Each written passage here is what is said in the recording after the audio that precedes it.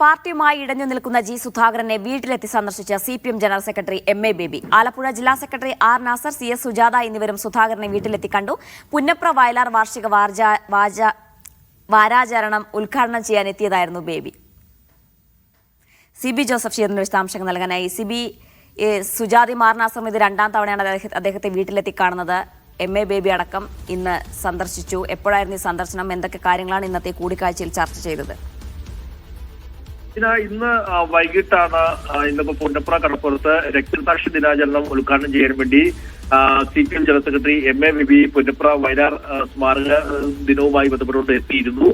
ഇതിന്റെ ഭാഗമായി ആലപ്പുഴ എത്തിയപ്പോഴാണ് ജി സുധാകരനെ വീട്ടിലെത്തി നേരിട്ട് എം.എ. ബേബി കൂടിക്കാഴ്ച നടത്തുന്നത്. എം.എ. ബേബി കൂടാതെ ആലപ്പുഴ സിപിഎം ജില്ലാ സെക്രട്ടറി ആർ നാസറും കേന്ദ്ര കമ്മിറ്റി അംഗം സി.എസ്. സുജാതയും ഉണ്ടായിരുന്നു.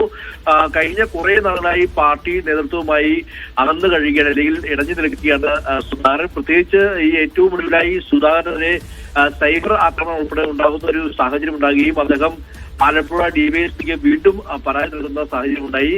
നേരത്തെയും സൈബർ ആക്രമണം ഉണ്ടായപ്പോൾ ഇതിന് പിന്നിൽ അമ്പലപ്പുഴയിലെ ഒരു എം.എൽ.എ. ആണെന്ന് സുധാകരൻ തുറന്നടിക്കുകയും എം.എൽ.എ. എച്ച് സലാം ഉൾപ്പെടെയുള്ളവർക്കെതിരായി കൃത്യമായി പുളിയുമ്പായിരുന്നു സുധാകരൻ നടത്തിയത്. അതുകൂടാതെ ഡിവൈഎഫ്ഐയും എസ്.എഫ്.ഐയും എന്ന നിലയും ഇത് ഏറ്റുപിടിച്ചുകൊണ്ട് തനിക്കെതിരെ സൈബർ ആക്രമണം നടത്തുന്നു എന്ന നിലയും സുധാകരൻ പറയുകയും ചെയ്തിരുന്നു. എന്തായാലും സുധാകരനെ അന്വേഷിപ്പിക്കാൻ വേണ്ടി കഴിഞ്ഞ കുറെ നാളുകളായി സിപിഎം നേതൃത്വം ശ്രമിക്കുന്നുണ്ട്. അതോടൊപ്പം തന്നെ സുധാകരനെ കഴിഞ്ഞ ദിവസം എം.എ. ബേബി പ്രസംഗിച്ചപ്പോൾ ഈ പ്രായമുള്ളവർ ഇത്തരത്തിൽ ഒഴിഞ്ഞു മാറുന്നത്, പാർട്ടി സ്ഥാനങ്ങൾ ഒഴിഞ്ഞു മാറുമ്പോൾ ആ പാർട്ടിയിൽ നിന്ന് അകലുകയല്ല, മറിച്ച് കൃത്യമായി പാർട്ടിയിൽ പരിപാടിയിൽ പങ്കെടുക്കണമെന്നും പാർട്ടിക്ക് വേണ്ടി അവർ പ്രവർത്തിക്കണമെന്നും ആവശ്യപ്പെടുകയും ചെയ്തിരുന്നു. എന്തായാലും ഇതിന് പിന്നാലെയാണ് ജി സുധാകരനെ വീട്ടിൽ തന്നെ നേരിട്ട് കണ്ട് ഒരു അന്വയ നീക്കം നടത്തിയിരിക്കുന്നത്. എന്തായാലും കഴിഞ്ഞ ദിവസം സുധാകരൻ ഈ പരിപാടിയിൽ പുന്നപ്ര വയലാർ ദിനാചരണവുമായി ബന്ധപ്പെട്ട് വന്നെങ്കിലും അദ്ദേഹം പുഷ്പാർച്ചന നടത്തി അദ്ദേഹം മടങ്ങി പോവുകയാണ് ഉണ്ടായത്. മറ്റു പല അനുസ്മരണ ചടങ്ങുകളിൽ അദ്ദേഹം പങ്കെടുത്തും ഇല്ല. ഇനി വരുന്ന 27-ാം തീയതി പുന്നപ്ര വയലാർ സമരത്തിന്റെ സമാപന സമ്മേളനമാണ്. അവിടെ ദീപശിഖ തെളിയിക്കുന്നത് ജി സുധാകരനാണ്. ജി സുധാകരനെ പാർട്ടി ക്ഷണിച്ചിട്ടുമുണ്ട്.